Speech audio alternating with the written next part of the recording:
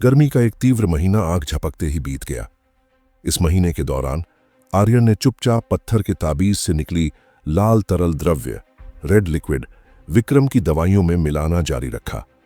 उसकी अद्भुत शक्ति के कारण विक्रम की चोटें पूरी तरह से ठीक हो गईं और जो पहले उसका उदास और पीला चेहरा था वह अब पूरी तरह मिट चुका था।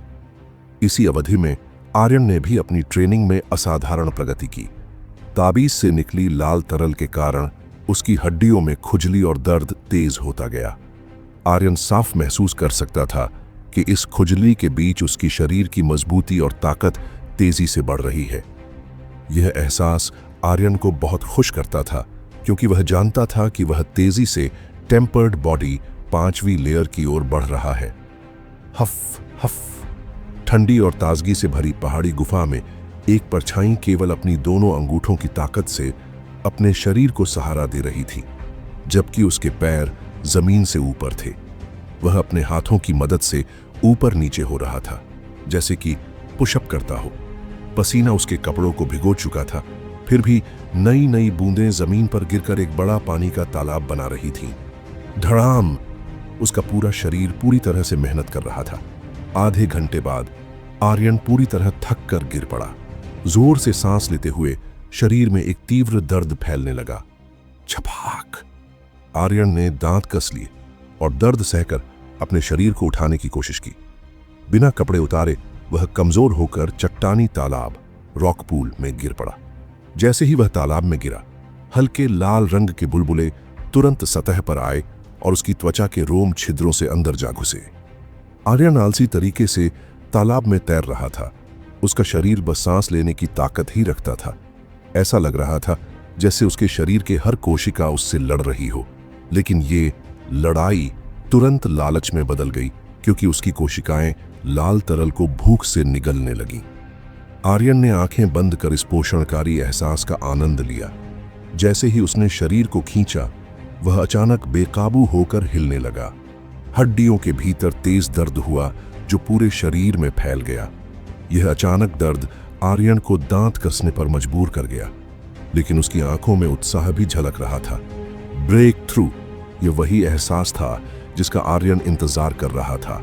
उसकी सफलता का मौका आ गया था। दर्द पूरे शरीर में तेजी से फैल गया। ऐसा लग रहा था जैसे कोई उसकी हर हड्डी में एक साथ ड्रिल कर रहा हो। लेकिन उसी क्षण आर्यन साफ महसूस कर सकता था कि उसकी हर हड्डी धीरे धीरे और मजबूत हो रही है। तेज दर्द उतनी ही तेजी से चला गया जितना आया था। 5 मिनट से भी कम समय में दर्द धीरे धीरे कम होने लगा। दर्द के दूर होते ही आर्यन ऊर्जा से भर गया। जैसे ही वह तालाब से कूदकर बाहर निकला, उसने शरीर को फैलाया और उसके भीतर से एक करार कड़क की आवाज आई। अब वह पहले से अधिक लंबा और ताकतवर दिख रहा था। जमीन पर उतरते ही आर्यन ने अपनी परिचित पेनिट्रेटिंग फिस्ट की चालें पूरी तेजी से शुरू कर दी, जिसकी करारी आवाज गुफा में साफ सुनाई दी। इन हल्की गूंजों से पता चलता था कि उसकी ताकत एक नए स्तर पर पहुंच चुकी थी। धड़ाम! जैसे ही 9वीं गूंज निकली, आर्यन ने एक विशाल पत्थर पर जोर से मुक्का मारा। तुरंत पत्थर पर दरारें आने लगीं। ऐसा लग रहा था कि टेम्पर्ड बॉडी 5वीं लेयर पर पहुंचने के बाद उसकी ताकत और शक्ति में भारी वृद्धि हुई है। यह 4थे स्तर से बिल्कुल अलग था। ये देख आर्यन मुस्कुराया। जैसे ही वह आराम करने वाला था, उसके मन में एक विचार आया। वह अपनी मुद्रा बनाए रखते हुए आंखें बंद कर गुप्त ऊर्जा के प्रवाह का आनंद लेने लगा। जैसे जैसे ऊर्जा प्रवाहित हो रही थी, आर्यन का शरीर उसी के साथ सामंजस्य बैठाने लगा। उसकी बाजू के नीचे की त्वचा पर भी सूक्ष्म तरंगें उठने लगीं। उसका पूरा शरीर एक साथ हिलने लगा और ताकत की लहरें उसकी बाह की ओर इकट्ठा हुईं। पा! जैसे ही ताकत की लहरें उसकी मुट्ठी तक पहुंची, आर्यन की आंखें अचानक खुल गई और उसके शरीर से एक सूक्ष्म गूंज निकली। यह गूंज जोर से नहीं थी, लेकिन उसमें अपार शक्ति समाई हुई थी। धड़ाम! जैसे ही वह शक्ति उसके मुक्के की नोक तक पहुंची, आर्यन ने गहरी सांस ली और नीचे से आवाज निकालते हुए उस ठोस पत्थर को जोर से मारा। दरारें फैल गईं और अंत में पत्थर जोरदार धमाके से टूट गया। इतनी भयंकर ताकत! आर्यन चकित होकर टूटे हुए पत्थर के मलबे को देख रहा था। उसकी ताकत लगभग lower category level 3 martial arts के बराबर थी। तो यही है पेनिट्रेटिंग फिस्ट की 10वीं गूंज की असली ताकत। कुछ पलों बाद आर्यन अपनी होश में आया। उसकी आंखों में उत्साह झलक रहा था। यह पहली बार था जब उसने 10वीं गूंज को सही से अंजाम दिया था। अब उसे समझ आ गया था कि 10वीं गूंज को क्यों सीखना इतना कठिन था। उसमें इतनी भयावह ताकत होती है। आर्यन के हिसाब से अगर अब वह वासु से टकराए तो वह इस 10वीं गूंज की ताकत पर भरोसा करके बराबरी की लड़ाई लड़ सकता था। सिंघानिया फैमिली में भी लेवल 3 मार्शल आर्ट्स विरले ही मिलते हैं और युवा पीढ़ी में तो कोई इसे सीखने में सक्षम नहीं था। हे वासु, बस देख लेना। आर्यन ने उस घृणित अंदाज को याद किया जिसमें वासु ने रिया को अपनी संपत्ति समझा था। वह अपने मुंह पर झुनझुनी मुस्कान लाते हुए अपने मुट्ठी कस लिया। उसकी नजरें तालाब पर गड़ गईं और भौहें तनी। उसने महसूस किया कि पतली हुई लाल तरल की ताकत अब पहले जैसी नहीं रही। लगता है पतली हुई लाल तरल अब मेरी जरूरतें पूरी नहीं कर पा रही। अगर मैं जल्दी टेम्पर्ड बॉडी 6ठी लेयर तक पहुंचना चाहता हूं तो शायद मुझे सीधे लाल तरल का उपयोग करना होगा। टेम्पर्ड बॉडी 6ठी लेयर नए साधक के लिए एक बहुत महत्वपूर्ण पड़ाव माना जाता है। इस स्तर पर कोई यूएन पावर सीड को परिष्कृत कर सकता है। इसके बाद ही उसे सच्चा साधक माना जाता है। इसलिए इस चरण का महत्व बहुत बड़ा होता है। आर्यन का चेहरा गंभीर हो गया और उसने अपनी आस्तीन से एक पारदर्शी बोतल निकाली। उसमें आधा बोतल पाषाण ताबीज से निकला गहरा लाल तरल भरा हुआ था। उस भरे हुए लाल तरल को देखते हुए आर्यन के होठों पर एक संतुष्ट मुस्कान खिल गई। जब से आर्यन ने सफलतापूर्वक 5वीं लेयर में ब्रेक थ्रू कर लिया था, उसकी पागलपन भरी ट्रेनिंग की रफ्तार थोड़ी धीमी पड़ गई थी। यद्यपि उसके पास अभी भी जीवन रस की मदद थी, लेकिन वह समझ चुका था कि ज्यादा मात्रा में इसका सेवन करना खुद को नुकसान पहुंचा सकता है। इसलिए उसने अपनी गति को नियंत्रित करने का फैसला किया। अगले कुछ दिनों में आर्यन पहले से कहीं अधिक आरामदायक दिखने लगा। जब भी समय मिलता वह अपने लगभग पूरी तरह से मास्टर किए हुए पेनिट्रेटिंग फिस्ट का अभ्यास करता। क्योंकि वह इसके रहस्य को पहले ही समझ चुका था, अब वह आसानी से पेनिट्रेटिंग फिस्ट की 10वीं गूंज को भी निष्पादित कर पाता था। फिर भी उसने इसे राज रखा क्योंकि यह उसका गुप्त फिनिशिंग मूव था। कुछ दिनों की धीरे धीरे आराम भरी अवधि के बाद आर्यन ने फिर से अपनी कड़ी ट्रेनिंग शुरू की। लेकिन इस बार वह रॉक पूल में नहीं गया क्योंकि उससे ज्यादा फायदा नहीं होता था। असल में आर्यन ने सोचा कि वह सीधे पत्थर के ताबीज से निकली लाल तरल का सेवन शुरू कर देगा। आर्यन ने एक दिन सोच विचार किया और आखिरकार इस कदम पर पहुंचा। पत्थर के ताबीज जीवन रस में जीवन ऊर्जा बहुत अधिक होता है।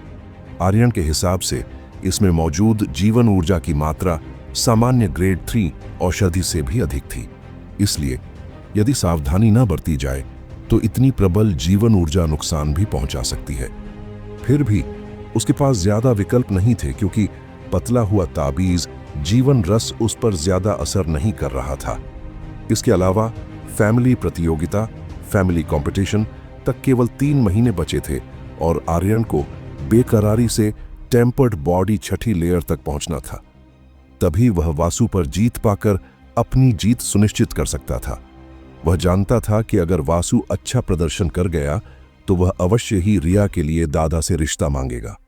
उस समय यदि विक्रम इनकार करेगा तो विवाद जरूर होगा। यह वह स्थिति थी जिसे आर्यन बिल्कुल नहीं देखना चाहता था।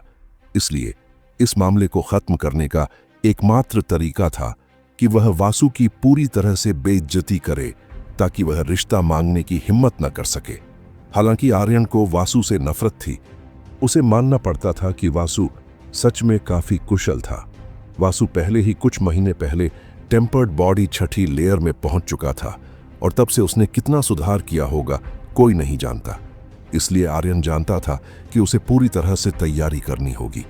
इन सब बातों को ध्यान में रखते हुए ताबीज जीवन रस का सेवन करके अपनी ट्रेनिंग को बढ़ावा देना ही एकमात्र विकल्प था। ग्लप अपने कमरे में आर्यन उस कटोरे में रखे गहरे लाल तरल को घूर रहा था। उसने दांत कस लिए, गहरी सांस ली और तुरंत कटोरे को उठाकर एक ही झटके में अपने मुंह में डाल लिया। जैसे ही वह लाल तरल उसके शरीर में गया, आर्यन के गाल तुरंत लाल हो गए। सफेद भाप उसके सिर से निकलने लगी और ऊपर की ओर घूमने लगी। आर्यन के दांत बुरी तरह कांपने लगे। वह लाल तरल उसके शरीर में जैसे लावा बन गया हो। लावा की तरह जलन हर हिस्से में फैल रही थी, जिससे वह सहना मुश्किल हो गया। उसके दोनों हाथ अपने शरीर को पकड़कर वह जमीन पर मारा मारा पड़ा। दर्द से मुंह मरोड़ते हुए वह जलन को सहने की कोशिश कर रहा था। कमरे में एक व्यक्ति दर्द में तड़प रहा था, जमीन पर घूम रहा था। उसकी आवाज थोड़ी खरखरी थी, क्योंकि वह डर रहा था कि जोर से चिल्लाने पर विक्रम और बाकी लोग जाग जाएंगे। यह अमानवीय कष्ट पूरे 10 मिनट तक चला, फिर धीरे धीरे कम हुआ। जैसे ही जलन की आखिरी लहरें उसके शरीर से दूर हुईं, आर्यन धीरे धीरे शांत हुआ। उसने गहरी सांसें लीं और निर्बल होकर जमीन पर फैल गया। जैसे ही वह जमीन पर पड़ा था, उसके शरीर में एक ठंडी औषधीय शक्ति ने प्रवेश किया। यह शक्ति तेजी से उसकी हड्डियों में समा गई, जिससे उसे हल्का सा सुन्नपन महसूस हुआ, जैसे कुछ उसकी हड्डियों की सबसे गहरी परत में पहुंच गया हो। परिष्करण शक्ति मेरी हड्डियों में प्रवेश कर गई। जब उसने यह सुन्नपन महसूस किया तो उसका दिमाग झटका खा गया। इसका मतलब था कि वह धीरे धीरे टेम्पर्ड बॉडी छठी लेयर की ओर बढ़ रहा था। जब यह शक्ति उसकी हड्डियों के अंदर के बोन मैरो के साथ मिल जाएगी तो वहां एक यूएन पावर सीड का जन्म होगा। यह दर्द वाकई सार्थक था, आर्यन ने पसीना पोंछते हुए हंसते हुए कहा। सामान्य तौर पर हड्डियों तक परिष्करण शक्ति पहुंचने में कम से कम 2-3 महीने लगते हैं, लेकिन ताबीज के जीवन रस ने यह समय बेहद कम कर दिया था। भले ही इस तरल का सेवन करने में उसे बहुत दर्द हुआ, लेकिन जो लाभ उसे मिला था उससे तुलना करें तो यह दर्द कुछ भी नहीं था। औषधीय प्रभाव कुछ दिन तक रहेगा। मुझे इस मौके को बर्बाद नहीं करना। अब शुरू करना होगा सुपर इंटेंसिव ट्रेनिंग। आर्यन ने जमीन से उठते हुए महसूस किया कि उसके शरीर में अभी भी ताबीज की जीवन रस का औषधीय असर बना हुआ है। यह प्रभाव कीमती था, इसलिए उसने तय किया कि इसे बर्बाद नहीं किया जाएगा। आखिरकार उसके पास ताबीज के जीवन रस की सीमित मात्रा थी और इसका विवेकपूर्ण उपयोग करना बेहतर था। अपने शरीर को हिलाते हुए आर्यन ने संतुष्ट मुस्कुराहट दी। उसने दरवाजा खोला और बाहर निकला अपनी रोज की ट्रेनिंग के लिए। ताबीज के जीवन रस का सीधे सेवन करने का फायदा देखकर आर्यन ने तय किया कि वह हर 4 दिन में 1 बूंद इसका सेवन करेगा। 4 दिन में 1 बूंद। इस खपत की दर से आर्यन का दिल थोड़ा दुख रहा था।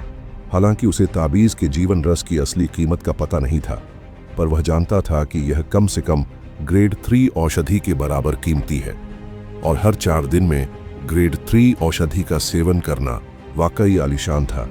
शायद देवनगर में कुछ ही लोग ऐसा कर सकते थे। बेशक उसने जो खर्च किया था उसका लाभ भी बहुत बड़ा था। आधे महीने के अंदर वह अपने हड्डियों की सबसे गहरी परत में कुछ जलन महसूस कर सकता था। ऐसा लग रहा था जैसे उसकी हड्डी के मज्जा में कुछ नया बनने वाला है। और जब आर्यन ने टेम्पर्ड बॉडी की ट्रेनिंग में ब्रेक लिया तो वह फिर से विक्रम को परेशान करने गया ताकि वह उससे और मार्शल आर्ट सीख सके। कई महीनों की पेनिट्रेटिंग फिस्ट की प्रैक्टिस के बाद आर्यन उसे पूरी तरह मास्टर कर चुका था। फिर भी वह संतुष्ट नहीं था। ताबीज के चमत्कारी प्रभावों के कारण मार्शल आर्ट्स ताकतवर बनने का शॉर्टकट थे। एक सामान्य मार्शल आर्ट भी ताबीज के ग्लोइंग शैडो की मार्गदर्शन में असाधारण बन जाती थी। इसलिए आर्यन के लिए ज्यादा से ज्यादा मार्शल आर्ट सीखना फायदेमंद था। हालांकि विक्रम का मत अलग था। उसके लिए मार्शल आर्ट महत्वपूर्ण थे, लेकिन सबसे जरूरी शरीर की ताकत थी। वह चिंतित था कि आर्यन अगर केवल मार्शल आर्ट्स सीखने पर ध्यान देगा तो वह शरीर की ट्रेनिंग की उपेक्षा कर सकता है। वह चाहता था कि आर्यन संतुलन बनाए रखे। फिर भी आर्यन ने जब पेनिट्रेटिंग फिस्ट की 7वीं गूंज दिखाई तो विक्रम हैरान रह गया। उसने काफी देर तक आर्यन को विचित्र नजरों से देखा और आखिरकार मान लिया कि उसके बेटे में मार्शल आर्ट्स के लिए इतनी लगन और प्रतिभा है जो खुद उससे भी ज्यादा थी। विक्रम को मना लेने के बाद आर्यन ने उससे एक मार्शल आर्ट की टेक्निक सीख ली, 8 डेसोलेशंस पाल्म, जो लोअर कैटेगरी लेवल 2 की मार्शल आर्ट थी।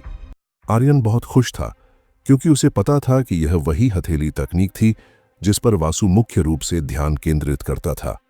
आर्यन बहुत उत्सुक था यह देखने के लिए कि फैमिली कंपटीशन में जब वासु यह जान पाएगा कि आर्यन की 8 डेसोलेशंस पाल्म ने उसकी तुलना में कितनी प्रगति की है, तो उसका चेहरा कैसा होगा। शांत रात में आर्यन फिर से स्पिरिचुअल डोमेन की अंधेरी जगह में चला गया। इस बार जब आर्यन उस अंधेरी जगह में आया, 2 चमकदार परछाइयां भी प्रकट हुईं। वह दूसरी परछाई द्वारा दिखाए जा रहे परिचित हथेली तकनीक को देखकर अधीर होकर मुस्कुराया। वह जानना चाहता था कि lower category level 2 martial art की यह प्रैक्टिस चमकदार परछाई के हाथों कितनी प्रगति करेगी।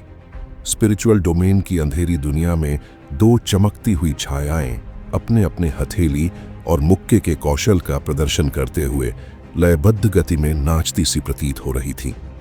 आर्यन की नजरें उस नई चमकदार छाया पर टिकी थीं, जो 8 डेसोलेशंस पाल्म का प्रदर्शन कर रही थी। वही तकनीक जो उसने आज ही विक्रम से सीखी थी। यह पत्थर का ताबीज वास्तव में जादुई है। लगता है यह मेरी यादों से खींचकर उन चीजों को एक अनोखे ढंग से प्रक्षेपित करता है जो मैंने सीखा है, और इसके साथ साथ यह उन चालों को और भी परिपूर्ण कर देता है। आर्यन को यह सब अविश्वसनीय लग रहा था, लेकिन इन रहस्यमय शक्तियों को समझ पाना मुश्किल था, और फिलहाल उसे केवल इन सच्चाइयों को स्वीकार करना पड़ा। चूंकि वह पत्थर के ताबीज के रहस्यों को सुलझा नहीं सकता था, इसलिए उसने अपना ध्यान फिर से अभ्यास पर केंद्रित कर दिया।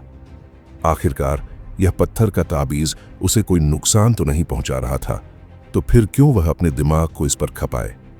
अब पूरा ध्यान केंद्रित करते हुए आर्यन ने उस चमकदार छाया पर नजरें गड़ा दीं जो 8 डेसोलेशंस पाल्म का प्रदर्शन कर रही थी। यह तकनीक अपनी क्रूरता के लिए जानी जाती थी। भले ही यह दिखने में साधारण लगे, लेकिन हर चाल के भीतर एक जबरदस्त ताकत छिपी होती है।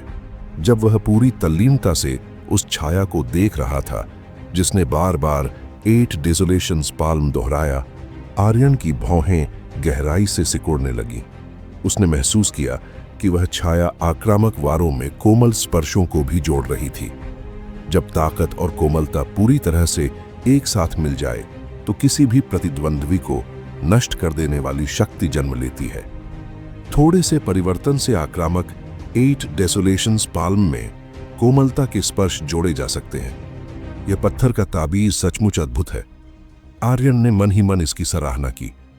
भले ही ये युद्ध कलाएं निचले स्तर की हों, फिर भी कोई कुशल व्यक्ति इन्हें और अधिक परिष्कृत कर सकता है। मगर यह तो कोई व्यक्ति भी नहीं। कोमलता और कठोरता को मिलाकर हमला करने से 8 डेसोलेशंस पाल्म की शक्ति कई गुना बढ़ सकती है। अगर सही तरीके से इस्तेमाल किया जाए तो इसकी ताकत पेनिट्रेटिंग फिस्ट की 10वीं गूंज जितनी भी हो सकती है। हालांकि यह आसान नहीं होगा। हालांकि आर्यन मानसिक रूप से इसके लिए पहले से तैयार था, इसलिए वह निराश नहीं हुआ, बल्कि उसकी आंखों में एक नई चमक और उत्साह आ गया। उसने तुरंत 8 डेसोलेशंस पाल्म की मुद्रा ली और अभ्यास शुरू कर दिया। जैसे रेत उंगलियों के बीच से फिसलती जाती है, वैसे ही समय भी तेजी से बीत गया। पलक झपकते ही आधा महीना और निकल गया। इन कुछ महीनों में सिंघानिया फैमिली का हर सदस्य कठोर अभ्यास में लगा था। यहां तक कि जो आमतौर पर शरारत करते रहते थे, उन्हें भी उनके माता पिता ने जबरदस्ती प्रशिक्षण में झोंक दिया था।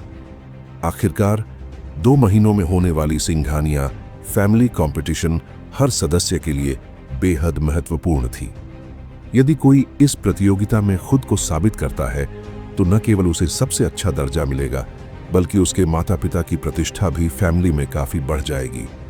इसलिए हर माँ बाप की यही उम्मीद थी कि उनका बच्चा प्रतियोगिता में अच्छा प्रदर्शन करे। इस आधे महीने में आर्यन की हड्डियों के भीतर जलन की तीव्रता और बढ़ गई थी, मगर यूएन पावर सीड अभी भी उससे दूर ही था, जिससे वह थोड़ा निराश भी हुआ। फिर भी उसे अपने 8 डेसोलेशंस पाल्म अभ्यास से संतोष मिला। चमकदार छाया के मार्गदर्शन में उसने इस तकनीक पर लगभग महारत हासिल कर ली थी। हालांकि वह अब तक कोमलता और कठोरता का सही संयोजन नहीं बना पाया था, फिर भी उसकी शक्ति बहुत प्रभावशाली हो गई थी। इसके अलावा विक्रम की हालत भी पूरी तरह ठीक हो चुकी थी। कुछ दिनों के अभ्यास के बाद उन्होंने यिन पर्ल से यिन एनर्जी भी अवशोषित कर ली थी। भले ही आर्यन को बाहर से कुछ खास नजर न आया हो, लेकिन वह हल्का सा महसूस कर सकता था कि विक्रम की ताकत लगातार बढ़ रही थी। उसकी गति को देखते हुए वह जल्द ही हेवनली यूएन स्तर पर पहुंच सकता था। घने जंगल के बीच आर्यन एक ऊंचे पेड़ की चोटी पर खड़ा नीचे के जंगल को देख रहा था। उसके शरीर पर खून के कुछ छींटे थे और उसके आसपास थोड़ी खून की गंध फैली थी। स्वाभाविक रूप से यह खून आर्यन का नहीं, बल्कि उन जंगली जानवरों का था जिन्हें उसने शिकार किया था। पिछले आधे महीने में आर्यन को महसूस हो रहा था कि उसकी हड्डियों के अंदर कुछ नया जन्म लेने वाला है, लेकिन चाहे जितनी भी मेहनत कर ले, वह आखिरी बाधा पार नहीं कर पा रहा था। आखिरकार हताश होकर आर्यन ने जंगल में असली लड़ाई के जरिए खुद को परखने और शायद यूएन पावर सीड को जन्म देने की कोशिश की। साथ ही यह उसके लिए खुद की ताकत को आजमाने का भी अच्छा मौका था। चूंकि उसके पास कोई प्रतिद्वंद्वी नहीं था, उसने जंगली जानवरों से ही लड़ना शुरू कर दिया। इन दिनों में कई जंगली जानवर उसके हाथों मारे जा चुके थे। शुरुआती झिझक को पार करते हुए अब वह उन्हें मारने का आदी हो चुका था। आहट! अचानक आर्यन सतर्क हो गया। एक पल बाद वह पेड़ से कूद पड़ा और तीर की तरह दौड़ पड़ा, लेकिन तभी वह ठिठक गया जब उसने दूर एक खतरनाक जंगली जानवर को देखा। Scorpion tiger. यह एक भूरे रंग का जीव था जिसका शरीर बाघ जैसा दिखता था, लेकिन इसकी पूंछ बिच्छू जैसी तीखी और नुकीली थी। स्कॉर्पियन टाइगर एक हिंसक जानवर था जिसकी त्वचा धातु जैसी कठोर होती है और यह बेहद मुश्किल प्रतिद्वंद्वी होता है। इसलिए आर्यन ने पहले तो पीछे हटने का मन बनाया, मगर जैसे ही आर्यन ने उसे देखा, स्कॉर्पियन टाइगर ने भी उसे देख लिया। उसने लाल लाल आंखों से घूरा और जोर से दहाड़ता हुआ खड़ा हो गया। उसी वक्त आर्यन की नजर जानवर के पीछे वाले एक पेड़ के नीचे पड़े गहरे लाल रंग के पारदर्शी फल पर पड़ी, जिससे हल्की सुगंध निकल रही थी। क्या वह ग्रेड 3 औषधि क्रिस्टल वर्मिलियन फ्रूट है? जैसे ही वह फल उसकी आंखों में चमका, आर्यन की सांसें थम सी गईं। उसे उम्मीद नहीं थी कि उसे यहां ग्रेड 3 औषधि मिलेगा। क्या आज उसका भाग्य अच्छा था? आर्यन ने पहले यह क्रिस्टल वर्मिलियन फ्रूट देवनगर में देखा था, जहां यह बहुत ऊंची कीमत पर बिक रहा था। इस अप्रत्याशित खोज ने आर्यन को वहीं रोक दिया। यह देखकर स्कॉर्पियन टाइगर की आंखों में हत्या की भावना चमक उठी। उसने दहाड़ते हुए आर्यन पर छलांग लगाई। यह देख आर्यन तुरंत पीछे हट गया, लेकिन तभी उसने देखा कि वह जानवर एक पेड़ को कुचलते हुए आ रहा है, जो उसकी बांह जितना मोटा था। धड़ाम! आर्यन ने तुरंत जानवर के पीछे जाकर कई तेज वार किए, जिससे वह उलटकर जमीन पर गिर पड़ा, लेकिन जानवर पर इसका कोई खास असर नहीं हुआ। बहुत कठोर खाल है, यह देखकर आर्यन चौंक गया। उसने इस जानवर को कम आंका था। गुर्र स्कॉर्पियन टाइगर तुरंत खड़ा हुआ और हवा में छलांग लगाकर अपने भारी पंजे से आर्यन के सीने पर हमला करने की कोशिश की। एक तीखी गंध उसकी नाक में घुसी। इतने भयानक वार का सामना करते हुए आर्यन कोई जोखिम नहीं ले सकता था। तुरंत उसने पेनेट्रेटिंग फिस्ट की 10 गूंजों का प्रयोग किया और आखिरी मुक्का पूरी ताकत से मारा। धड़ाम! मुट्ठी और पंजा हवा में टकराए। दोनों की टक्कर से दोनों अलग अलग दिशाओं में उड़ गए। आर्यन एक पेड़ से टकराया और उसके मुंह से ताजा खून निकल पड़ा। जैसे ही उसके शरीर में क्रोध उमड़ रहा था, उसने अचानक एक तीव्र जलन महसूस की। उस जलन के बीच उसने महसूस किया कि उसकी हड्डियों में एक रहस्यमयी शक्ति जन्म ले रही थी। UN power seed! आर्यन की देह सख्त हो गई। उसका मुंह खुला का खुला रह गया और शरीर उत्तेजना में कांप उठा। उसे यकीन नहीं हो रहा था कि स्कॉर्पियन टाइगर के साथ उसकी इस भयानक लड़ाई ने ही वह चिंगारी दी थी जो उसके यूएन पावर सीड के जन्म का कारण बनी। उसकी हड्डियों की मज्जा से एक अजीब ऊर्जा धीरे धीरे बहने लगी, जैसे कोई अविश्वसनीय शक्ति वहां से निकलकर पूरे शरीर में फैल रही हो और अंततः उसके शरीर के हर हिस्से में पहुंच गई। क्या यही यूएन पावर सीड है? आर्यन की आंखों में प्रसन्नता की चमक आ गई, जैसे अचानक सारी दुनिया ही उजली हो गई हो। वह यहां तक महसूस कर सकता था कि हवा में भी एक रहस्यमय ऊर्जा बह रही है, जो उसकी हड्डियों में छिपे यूएन पावर सीड जैसी ही थी। UN power! आर्यन उठ खड़ा हुआ और खुद को रोक नहीं पाया, जोर से हंस पड़ा। इतनी लंबी और कठिन साधना और ताबीज के जीवन रस की मदद के बाद आज उसने अपने शरीर में अंततः युएन पावर सीड को शुद्ध कर लिया था। अब उसने आधिकारिक रूप से एक असली साधक की दुनिया में कदम रख लिया था। गर्जना। जब आर्यन हंस रहा था, पास ही खड़ा स्कॉर्पियन टाइगर अपनी लाल आंखों से उसे घूरता रहा। इस बार वह आर्यन से एक जानी पहचानी गंध महसूस कर सकता था, लेकिन यह इतना नहीं था कि वह डर जाए। एक धीमी गुर्राहट के साथ उसने अपना खूनी मुंह खोला और आर्यन की ओर झपट पड़ा। उस पर आती हुई जानलेवा नियत को महसूस करते हुए आर्यन ने सिर उठाया, मगर अब उसे स्कॉर्पियन टाइगर की हरकतें पहले से कहीं धीमी लग रही थीं। वह उसके हमले की दिशा को तुरंत समझ गया। क्या यही टेम्पर्ड बॉडी छठी लेयर की शक्ति है? आर्यन की आंखों में चमक आ गई। वह हल्के से एक तरफ हटा और शेर की छलांग को चकमा दे गया। फिर उसने धीरे से अपना दायां हाथ बढ़ाया, जहां एक हल्की रोशनी झलकी, और उसने सीधा स्कॉर्पियन टाइगर के सिर पर तेज वार किया। चॉप! एक गहरी भारी आवाज गूंजी और गर्म ताजा खून हवा में छिटक गया। आर्यन की हथेली ने सीधे स्कॉर्पियन टाइगर की मोटी खाल को चीर दिया और उसका सिर काट डाला। स्कॉर्पियन टाइगर का शरीर अकड़ गया और फिर जमीन पर गिर पड़ा। वहां खून बिखर गया और धरती को लाल कर गया। यूएन पावर कितनी ताकतवर है! आर्यन ने जब एक ही वार में मरे हुए स्कॉर्पियन टाइगर की लाश को देखा तो अनायास ही एक ठंडी सांस ले ली। क्या यही यूएन पावर की शक्ति थी? अब समझ आया कि क्यों लोग कहते हैं कि पांचवी और छठी परतों के बीच जमीन आसमान का अंतर होता है। अच्छा हुआ कि मैंने पहले वासु से सीधी लड़ाई नहीं की, वरना मैं जरूर हारता। आर्यन ने ध्यान से अपनी हथेली देखी और कुछ पत्तों से खून पोंछते हुए सोचा। उसके दिल में अभी भी डर बैठा था, क्योंकि यह पहली बार था जब उसने यूएन पावर की यह ताकत महसूस की थी। आर्यन ने लाश को एक और लात मारी और 2 कदम में वहां पहुंच गया जहां क्रिस्टल वर्मिलियन फ्रूट रखा था। उसने उस चमचमाते फल को देखा और उसकी आंखों में लालच की झलक उभरी। यह ग्रेड 3 औषधि बहुत कीमती होता है।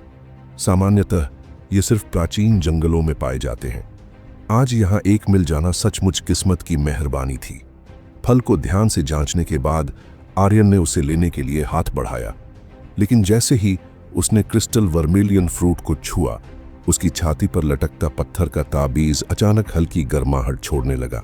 पत्थर के ताबीज में आई इस अचानक की हलचल से आर्यन चौंक गया। उसने उसे उतारकर हथेली में रख लिया। अब जब वह टेम्पर्ड बॉडी छठी लेयर में आ चुका था तो उसकी संवेदनाएं काफी तेज हो गई थीं। उसे स्पष्ट रूप से महसूस हो रहा था कि पत्थर के ताबीज से एक धीमी खिंचाव सी शक्ति निकल रही थी और आसपास की ऊर्जा को अपनी ओर खींच रही थी। शायद ताबीज के जीवन रस उसी ऊर्जा का ठोस रूप है जो यह ताबीज खींचता है। यह विचार उसके मन में आते ही उसने क्रिस्टल वर्मिलियन फ्रूट की ओर देखा। उसे शक हुआ कि इस फल की वजह से ही ताबीज में हलचल हुई है। आर्यन ने थोड़ी झिझक के बाद धीरे से क्रिस्टल वर्मिलियन फ्रूट को ताबीज के पास लाया, लेकिन जैसे ही फल पास पहुंचा, पत्थर का ताबीज से अचानक जबरदस्त खिंचाव पैदा हुआ और फल उड़ता हुआ उसमें समा गया और रहस्यमय तरीके से गायब हो गया। आर्यन स्तब्ध रह गया। क्या ताबीज ने फल खा लिया? क्या ताबीज खा सकता है? जैसे ही उसने होश संभाला, उसने देखा कि ताबीज पर एक दरार में हल्की सी लाल चमक आ रही थी। फिर वह चमक तेज हुई और अंततः 2 सेम के आकार की गोलियां बनकर बाहर गिर गईं। आर्यन ने झटपट उन्हें पकड़ लिया। गोलियां हाथ में लेते ही आर्यन ने महसूस किया कि उनमें बेहद शुद्ध और संकेंद्रित ऊर्जा भरी थी। यह ऊर्जा तो ताबीज जीवन रस से भी ज्यादा शक्तिशाली लग रही थी। ये गोलियां शायद क्रिस्टल वर्मिलियन फ्रूट से बनी हैं। उनसे वही खुशबू आ रही थी जो उसने पहले उस फल से महसूस की थी, और अभी अभी जो उसने देखा था, उसे देखते हुए यह समझना मुश्किल नहीं था कि गोलियां कैसे बनी थीं। लगता है ताबीज सिर्फ स्वाभाविक ऊर्जा को ही नहीं, बल्कि औषधियों को भी खींचकर उन्हें और शुद्ध रूप में दवा या गोली में बदल सकता है। इस खोज से आर्यन की आंखों में उत्साह भर गया। एक क्रिस्टल वर्मिलियन फ्रूट से 2 गोलियां बनी थीं, और हर गोली की औषधीय शक्ति उस फल से भी अधिक थी। ऐसा लग रहा था जैसे ताबीज औषधियों की शक्ति को अपने चरम तक पहुंचा सकता है। मुझे और औषधियां हासिल करने होंगे। इन गोलियों की ऊर्जा तो जीवन रस से भी ज्यादा है। अगर मैं इन्हें इस्तेमाल करूं तो मेरी साधना की गति कई गुना तेज हो जाएगी। यह सोचते हुए आर्यन ने अपनी मुट्ठियां भींच लीं। उसने ताबीज को सावधानी से रखा और तेजी से वहां से चला गया। आर्यन इस खोज को लेकर कई दिन तक बहुत उत्साहित रहा, मगर फिर धीरे धीरे उसे यह एहसास हुआ कि बातें इतनी आसान नहीं थीं। सबसे पहले तो उसके पास पर्याप्त औषधियां नहीं थी जिनसे वह ताबीज को खिला सके। भले ही विक्रम अब स्वस्थ हो चुके थे, वह अभी भी सिंघानिया फैमिली से किसी प्रकार की सहायता लेने को तैयार नहीं थे। इसलिए आर्यन को हर चीज खुद ही हासिल करनी पड़ रही थी। ऊपर से जब उसने 2 ग्रेड 1 औषधियों को पत्थर के ताबीज को दिए तो उसमें से केवल 2 कमजोर सी गोलियां बनी, और कुछ प्रयोगों के बाद उसने समझा कि ऐसी गोलियां बनाने के लिए कम से कम ग्रेड 3 औषधि चाहिए। लेकिन ऐसे दुर्लभ औषधियां वह कहां से लाता? पिछली बार वह बहुत भाग्यशाली रहा था। किस्मत हर बार साथ नहीं देती। इन कठिनाइयों का सामना करते हुए आर्यन को मजबूरी में अपने अंदर के लालच को दबाना पड़ा। फिलहाल उसका एकमात्र लक्ष्य था आने वाली फैमिली कंपटीशन में उत्कृष्ट प्रदर्शन करना, ताकि उसे सिंघानिया फैमिली के विशाल संसाधनों का लाभ मिल सके और उसकी सारी परेशानियां खत्म हो सके। अपने भीतर की लालसा को दबाकर आर्यन ने फिर से अपना ध्यान साधना पर केंद्रित कर लिया। भले ही वह अब टेम्पर्ड बॉडी 6ठी लेयर में पहुंच गया था, पर वह जानता था कि ताबीज जीवन रस अभी भी उसके लिए बहुत लाभदायक था। समय के साथ उसे साफ महसूस हुआ कि यूएन पावर सीड जो उसकी हड्डियों में था वह धीरे धीरे बाहर की ओर बह रहा है, और जब यूएन पावर पूरी तरह से हड्डियों से निकलकर शरीर की नसों में प्रवाहित होने लगेगा, तब वह टेम्पर्ड बॉडी 7वीं लेयर के पहले चरण में प्रवेश कर जाएगा, refining UN into the channels. बेशक ताबीज जीवन रस की मदद से भी वहां तक पहुंचने में अभी समय लगेगा। जैसे जैसे आर्यन की ताकत तेजी से बढ़ती गई, गर्मियों का मौसम भी समाप्ति की ओर बढ़ चला और सबसे महत्वपूर्ण समय पास आ गया, फैमिली कंपटीशन। समय पानी की तरह बहता है। पलक झपकते ही गर्मी की तपिश खत्म हो गई और उसकी जगह ठंडी हवा ने ले ली जो पूरे इलाके में बहने लगी। हालांकि गर्मी जा चुकी थी, लेकिन सिंघानिया फैमिली के लोगों के भीतर की आग और भी तेजी से जलने लगी थी। इसका कारण यह था कि सबसे महत्वपूर्ण फैमिली कंपटीशन शुरू होने वाली थी। घने जंगल में एक छाया चमकी, जैसे कोई व्यक्ति मुट्ठी के कौशल का अभ्यास कर रहा हो।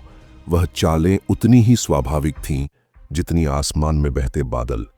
जंगल में लगातार साफ गूंजती आवाजें सुनाई दे रही थीं। जैसे ही 8वीं गूंज सुनाई दी, वह आकृति अचानक अपनी मुट्ठियों को खोलकर हथेली में बदलती है और हर वार के साथ उठने वाली हवा जमीन पर गिरे सारे पत्तों को उड़ा देती है। उसके हाथों में 2 बिल्कुल अलग अलग हथेली और मुट्ठी की तकनीकें इतनी तेज और फुर्तीली हो गई थीं कि उसकी निपुणता साफ दिखाई दे रही थी। यह प्रदर्शन यह दिखाने के लिए काफी था कि उसने इन तकनीकों का अनगिनत बार अभ्यास किया था। प्रदर्शन खत्म होते ही वह आकृति अपनी मुट्ठियां वापस खींच लेता है। बहुत अच्छा। जैसे ही आर्यन रुका, पास से एक संतुष्ट आवाज सुनाई दी। तुरंत उसने देखा कि विक्रम मुस्कुराते हुए उसकी ओर आ रहे थे। उनके साथ रिया भी थी, जो आर्यन से आंख मिलाकर चुपके से आंख मार रही थी। बेहद प्यारा दृश्य। बुरा नहीं, 4 महीनों से भी कम समय में तुमने पेनिट्रेटिंग फिस्ट की 8वीं गूंज तक पहुंच बना ली है, और तुम 8 डेसोलेशंस पाल्म में भी काफी कुशल हो गए हो। यह वाकई काबिल तारीफ उपलब्धि है। आर्यन ने विनम्रता से सिर खुजाया, लेकिन दिल ही दिल में वह शरारती मुस्कान लिए हुए था। उसने अपने सारे पत्ते अभी नहीं खोले थे। उसके लिए तो 8 गूंज आसान काम था, क्योंकि वह पहले ही पेनिट्रेटिंग फिस्ट की 10वीं गूंज में निपुण हो चुका था। जहां तक 8 डेसोलेशंस पाल्म की बात है, 2 महीनों के गहन अभ्यास के बाद वह ताकत और कोमलता को जोड़ने की स्थिति तक पहुंच चुका था, और इसकी विनाशकारी शक्ति पेनिट्रेटिंग फिस्ट की 10वीं गूंज के बराबर थी। इन 2 शक्तिशाली चालों को हासिल कर लेने के बाद आर्यन शायद सिंघानिया फैमिली की युवा पीढ़ी में अजेय बन चुका था। फैमिली कंपटीशन कल होने जा रही है। अब जबकि तुम टेम्पर्ड बॉडी 5वीं लेयर तक पहुंच चुके हो और तुम्हारे पास पेनिट्रेटिंग फिस्ट और 8 डेसोलेशंस पाल्म जैसे हथियार हैं, तो तुम्हारे लिए कोई अच्छा परिणाम लाना मुश्किल नहीं होना चाहिए। टेम्पर्ड बॉडी की 9 परतों में केवल चौथी परत को देखना आसान होता है। उसके बाद बदलाव शरीर के अंदर होते हैं जिन्हें बाहर से देखना मुश्किल होता है। इसलिए जब तक किसी की जांच न की जाए उसकी परत का पता नहीं चल सकता। यद्यपि आर्यन 2 महीने पहले ही टेम्पर्ड बॉडी छठी लेयर में पहुंच चुका था, उसने पत्थर के ताबीज का राज छुपाने के लिए अपनी प्रगति किसी को नहीं बताई। इसलिए यहां तक कि उसके पिता विक्रम भी यही मानते थे कि वह अभी केवल 5वीं लेयर पर है। वैसे भी केवल आधे साल में सेकंड लेयर से 5वीं लेयर तक पहुंचना अपने आप में एक बड़ी उपलब्धि थी। पिता, क्या आपकी शक्ति वापस आ चुकी है? आर्यन ने अचानक विक्रम के चेहरे की ओर देखते हुए पूछा। यह सुनकर विक्रम हल्के से हंसे। उन्होंने प्यार से आर्यन के बालों को सहलाया और बोले, इन सालों में मेरी बीमारी की वजह से तुम्हारी माँ और बहन ने बहुत कुछ सहा है। निश्चिंत रहो, अब ऐसा दोबारा नहीं होने दूंगा। आर्यन ने जब विक्रम की ओर देखा तो उसे स्पष्ट रूप से महसूस हुआ कि उनके अंदर की टूटन अब पूरी तरह से गायब हो गई है। अब वह फिर से पहले जैसे तेजस्वी लग रहे थे, बस थोड़ा शांत और संयमित हो गए थे। आर्यन ने हल्के से सिर हिलाया। उसकी आंखें नम हो गईं।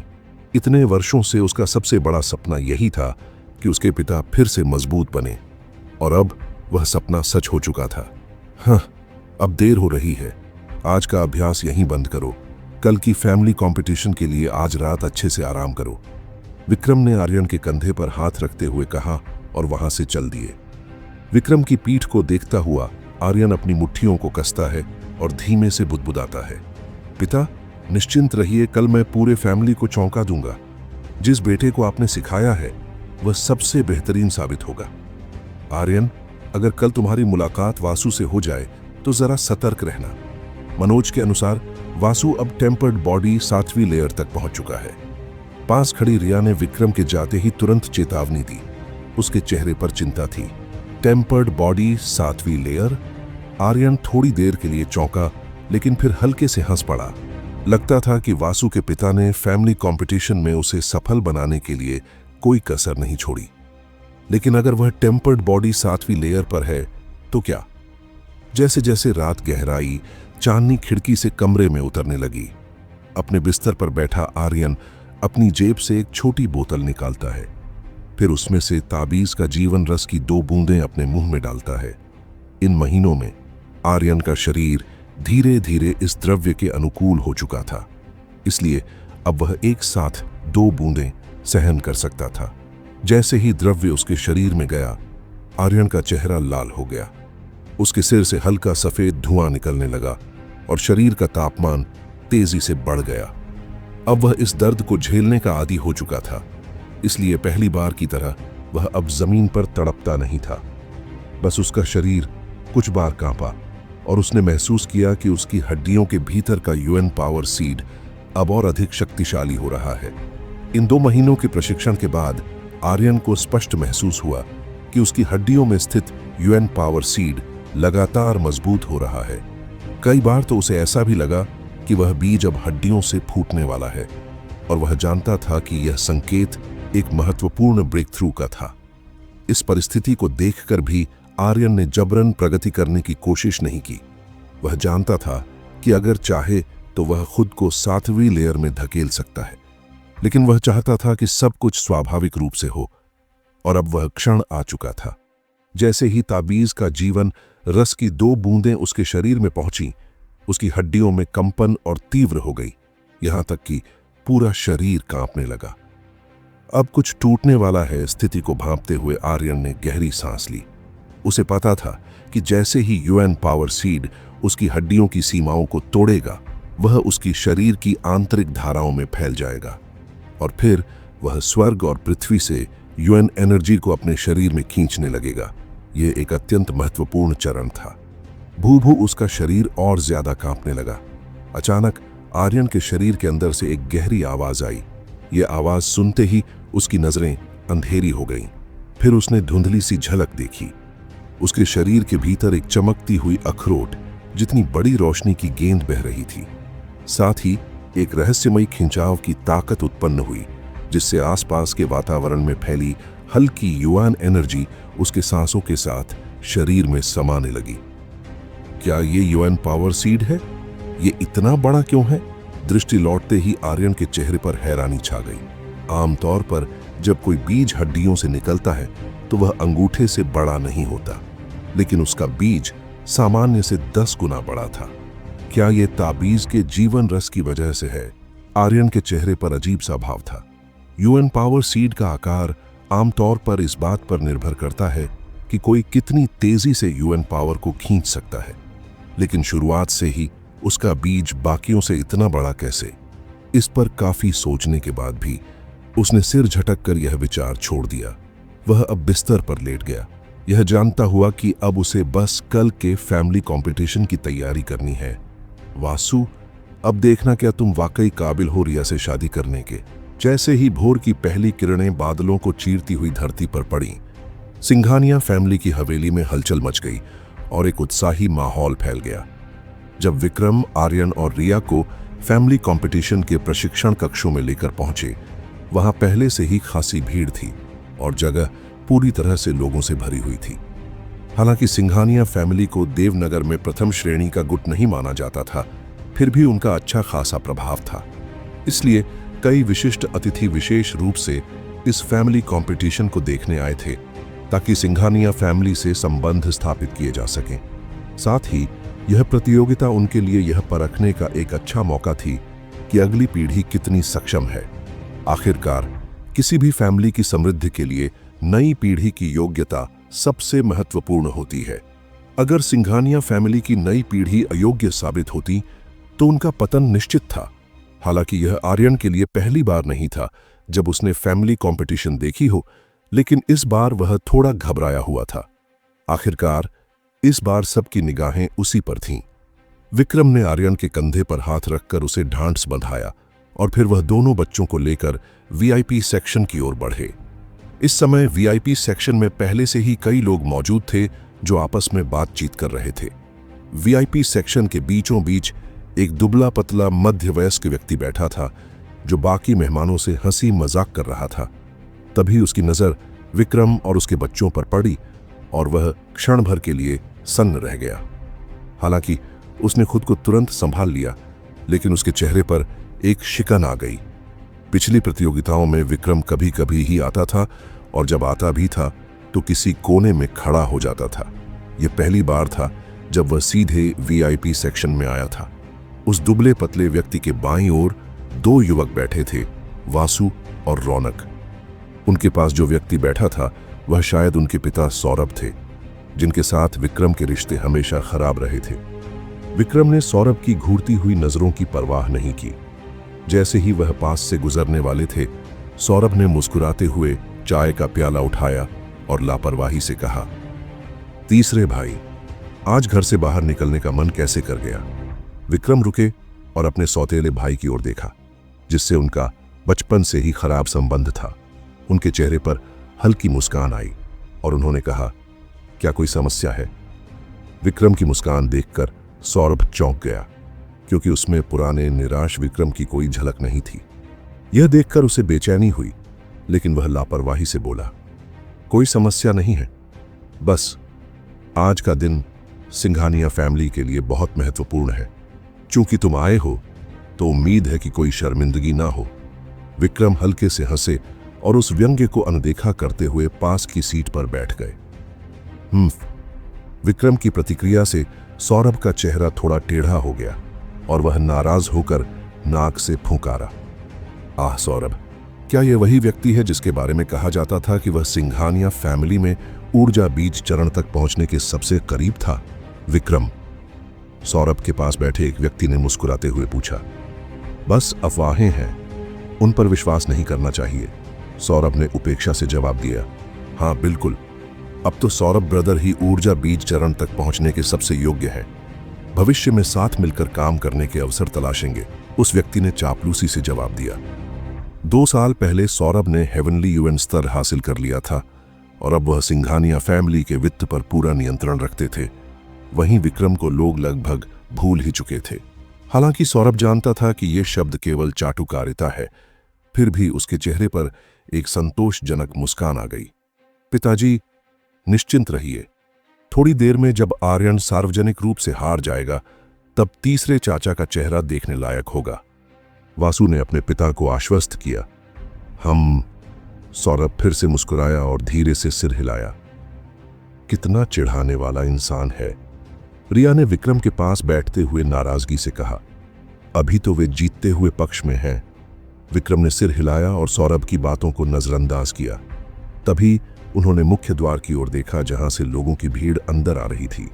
सबसे आगे एक सफेद बालों वाले बुजुर्ग थे, जो कढ़ाईदार कपड़े पहने हुए थे और जिनका व्यक्तित्व बेहद प्रभावशाली था। वे प्रशिक्षण कक्ष का निरीक्षण कर रहे थे। यह व्यक्ति था सिंघानिया फैमिली का मुखिया, विक्रम का पिता और आर्यन का दादा, चंद्रकांत। चंद्रकांत के पीछे पीछे एक मध्यवयस्क व्यक्ति चल रहा था। उसके साथ खड़ी थी रमा, जिसकी सुंदर और नाजुक काया ने कई युवाओं की नजरें खींच ली। चंद्रकांत के प्रवेश करते ही प्रशिक्षण कक्ष में शोर और बढ़ गया और सभी लोग उठकर उनका अभिवादन करने लगे। आखिरकार चंद्रकांत को देवनगर में एक किंवदंती माना जाता था। उन्होंने अकेले ही सिंघानिया फैमिली की नींव रखी थी। चंद्रकांत ने सबका अभिवादन स्वीकार किया और वीआईपी क्षेत्र के बीचों बीच आकर रुक गए। लेकिन जैसे ही उन्होंने विक्रम को देखा, वे एक क्षण के लिए ठिठक गए। तुरंत ही उन्होंने खुद को संभालते हुए आगे बढ़ना शुरू किया। पिताजी। विक्रम ने उन्हें आते देखा तो उसकी मुट्ठियां कस गईं और वह सम्मानपूर्वक खड़ा हो गया। आखिरकार अब तो मिलने आए, चंद्रकांत ने कहा। उनकी आंखों में मिश्रित भावनाएं झलक रही थीं। अतीत में विक्रम वही पुत्र था जिस पर चंद्रकांत ने सबसे अधिक मेहनत की थी। उसकी हार ने उन्हें निराश किया, लेकिन उससे भी ज्यादा विक्रम की हार के बाद की उदासी ने। यह बुजुर्ग भी अपने बेटे की तरह ही जिद्दी था, इसलिए वर्षों तक उन्होंने भी पहल नहीं की, चाहे दिल में बेटे की कितनी ही याद क्यों ना हो।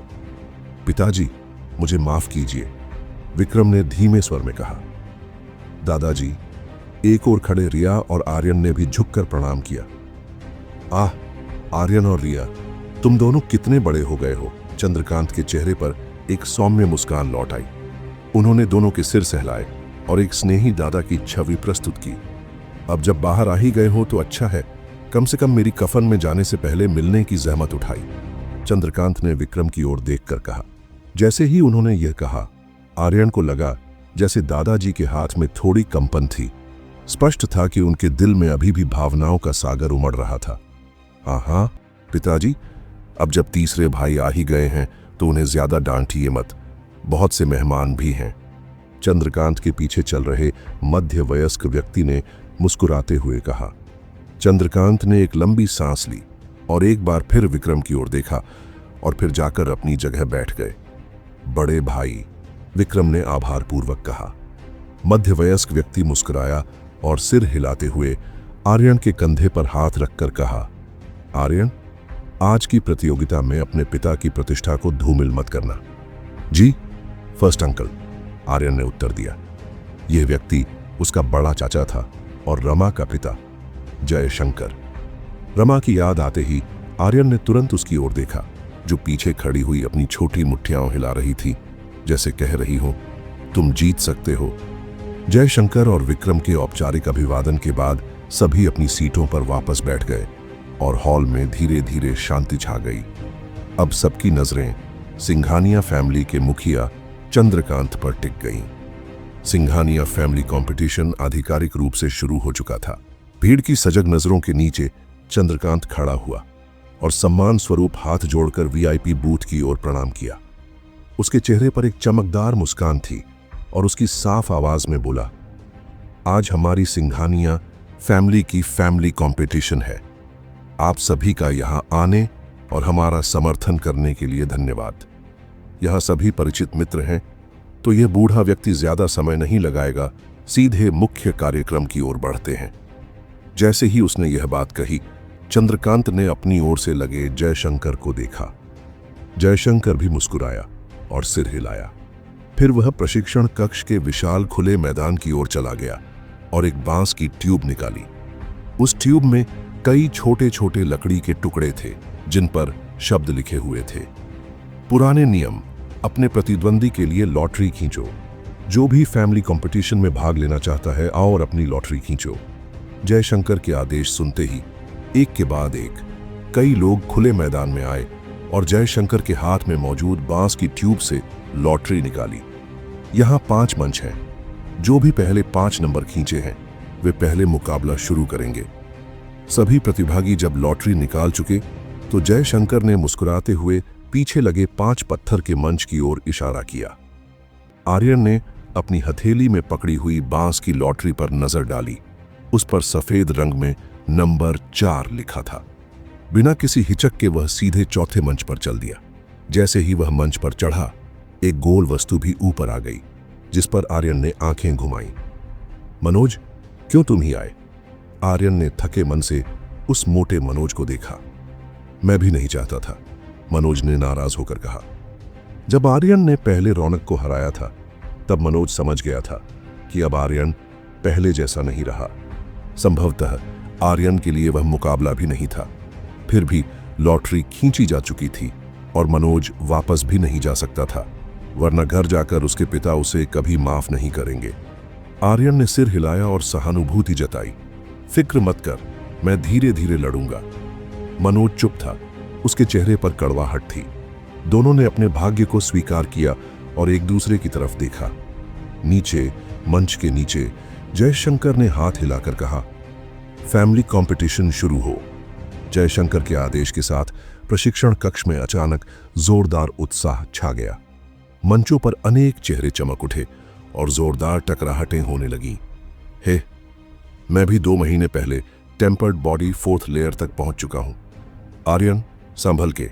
मनोज ने हंसते हुए शरीर में जोर से जोर दिया। पहले नरम चर्बी अचानक सख्त हो गई, फिर वह जोर से जमीन पर पैर जमाकर भारी गोली की तरह आगे बढ़ा। आर्यन ने इस मजेदार दृश्य को देखते हुए हंस दिया। इसी वक्त मनोज ने घूमकर अपना मोटा दाहिना पैर जोरदार घुमाया और आर्यन पर हमला किया। Level 1 martial art, rock splitting leg. Aryan थोड़ा चौंका। उसे मनोज के पैर से निकली हवा महसूस हुई। सोचो, यह लड़का वास्तव में मार्शल आर्ट्स करता है, लेकिन आर्यन के लिए यह कोई खतरा नहीं था। आर्यन ने फुर्ती से अपना हाथ आगे बढ़ाया और मनोज के पैर को चकमा देते हुए उसके जांघ पर हल्का सा थप्पड़ मार दिया। आह! मनोज चिल्लाया और अस्थिर होकर अपनी पिछाड़ी पर गिर पड़ा। आर्यन ने एक ही हथेली से मनोज को गिरा दिया, फिर अपना मुक्का उठाकर काटने के लिए तैयार हुआ। मनोज ने तुरंत अपने सिर पर हाथ रखा और चिल्लाया, मैं हार मानता हूं। आर्यन जीत गया। मंच के नीचे जयशंकर मुस्कुराया और सिर हिलाया। फिर वह आश्चर्य से आर्यन को देखने लगा। मनोज सिंघानिया फैमिली में कोई खास प्रतिभाशाली सदस्य नहीं था, लेकिन वह टेम्पर्ड बॉडी 4th लेयर तक पहुंचा था। आर्यन के हथेली के प्रहार में एक खास बात थी। उसने उस जगह मारा जहां मनोज की ताकत सबसे ज्यादा बिखरी हुई थी। अगर यह संयोग था तो ठीक, लेकिन अगर जानबूझकर किया था तो इतना कम उम्र में इतनी दूरदर्शिता वाला आर्यन सचमुच एक ताकतवर योद्धा था। जयशंकर की घोषणा के बाद प्रशिक्षण कक्ष में कुछ नजरें आर्यन पर टिक गईं। वे थोड़े हैरान थे, लेकिन अंत में इसे बड़ी बात नहीं समझा। आखिरकार मनोज का स्तर तो सामान्य था, उस पर जीत बहुत बड़ी उपलब्धि नहीं थी। आर्यन ने इन नजरों पर ज्यादा ध्यान नहीं दिया। उसकी नजरें एक अन्य मंच की ओर गईं, जहां उसने देखा वासु ने अपने विरोधी को एक ही हथेली से बेहोश कर मंच से नीचे गिरा दिया। आसानी से मुकाबला जीतते हुए वासु ने आर्यन की ओर देखा और मुस्कुराया। उसके होंठों पर ताना भरी मुस्कान थी। आर्यन ने वासु की तरफ आखिरी बार देखा, फिर अपनी नजरें हटा लीं और मनोज को मंच से नीचे ले गया। आर्यन को पहले राउंड में कोई कठिन प्रतिद्वंदी नहीं मिला। मनोज को हराकर वह एक बार फिर मैच जीत गया। वह शीर्ष 10 में बिना किसी दिक्कत के पहुंच गया। अपनी आसान जीतों के कारण आर्यन ने अपनी ताकत पूरी तरह से नहीं दिखाई, इसलिए कई लोगों को लगा कि यह सब केवल सौभाग्य था। इसके विपरीत वासु और रमा प्रशिक्षण कक्ष के मुख्य सितारे बन गए थे। दोनों ने अपने मुकाबले बेहद आसानी से एक ही वार में जीत लिए। इन भारी जीतों से सभी को पता चल गया कि ये दोनों बाकी युवा पीढ़ी से कहीं अधिक मजबूत थे। मुझे लगता है वासु ने सचमुच टेम्पर्ड बॉडी 7th लेयर हासिल कर लिया है, दर्शकों में बैठे विक्रम ने सिर हिलाते हुए कहा। इन बातों से रिया के चेहरे पर चिंता छा गई। उसे वह बात याद आ गई जो वासु ने कहा था, अगर फैमिली कंपटीशन में अच्छा परिणाम मिला तो वह दादाजी से रिया के साथ सगाई मांगेगा। जब वह समय आएगा और अगर पिता राजी नहीं हुए तो शायद दादाजी के साथ संबंध फिर खराब हो जाए। चिंता मत करो, कुछ नहीं होगा। रिया की चिंता देखकर आर्यन ने मुस्कुराते हुए उसका हाथ ठपठपाया। रिया ने सिर हिलाया। कुछ देर बाद उसने पूछा, तुम्हें क्या लगता है आर्यन का अगला मुकाबला किससे होगा? अगर अगला मैच जीत गए तो तुम टॉप 5 में पहुंच जाओगे। आर्यन मुस्कुराया, पर उसे ज्यादा फर्क नहीं पड़ता था। उसकी ताकत अभी सिंघानिया फैमिली की किसी भी युवा पीढ़ी के मुकाबले काफी थी। दूसरे राउंड की प्रतियोगिता शुरू हो। जयशंकर की नजरें आर्यन पर टिक गईं और उन्होंने बीच वाले बड़े मंच की ओर इशारा किया। अब शीर्ष 10 का चयन हो चुका था, इसलिए मुकाबले एक एक कर होंगे। इससे दर्शकों को पूरी स्पष्टता मिलेगी। जयशंकर के कहने पर आर्यन ने हल्का सांस लिया और जल्दी से मंच की ओर बढ़ा। आर्यन, तुम कर सकते हो। पीछे से रिया अपनी छोटी मुट्ठियां हिलाकर उसे हिम्मत दे रही थी। प्रशिक्षण कक्ष में अन्य कई लोग भी आर्यन की तरफ देख रहे थे। उनकी आंखों में जिज्ञासा और उम्मीद थी। हालांकि आर्यन की प्रसिद्धि रमा और वासु जैसी चमकदार नहीं थी, पर उसके पिता विक्रम कभी सिंघानिया फैमिली के सबसे प्रतिभाशाली थे। पिछले फैमिली कंपटीशन को याद करते हुए लोग सोच रहे थे कि विक्रम जैसी क्षमता का उसका बेटा आज कितना दिखाएगा। वीआईपी बूथ में चंद्रकांत और बाकी लोग भी आर्यन पर नजरें टिकाए हुए थे। उनकी आंखों में भी जिज्ञासा थी। भीड़ की निगरानी में आर्यन मंच पर चढ़ा। जैसे ही वह अपनी जगह पर पहुंचा, जयशंकर ने अपने हाथ में सूची देखी और भौहें थोड़ी तानी। थोड़ी देर ठहरने के बाद उसने दूसरा नाम पढ़ा, नरेश। यह नाम सुनते ही प्रशिक्षण कक्ष में हल्की हलचल हुई। सिंघानिया फैमिली की युवा पीढ़ी के कुछ सदस्य आर्यन को सहानुभूति से देखने लगे। आर्यन भी इस नाम से चौंका। स्पष्ट था कि यह विरोधी परेशानी वाला था।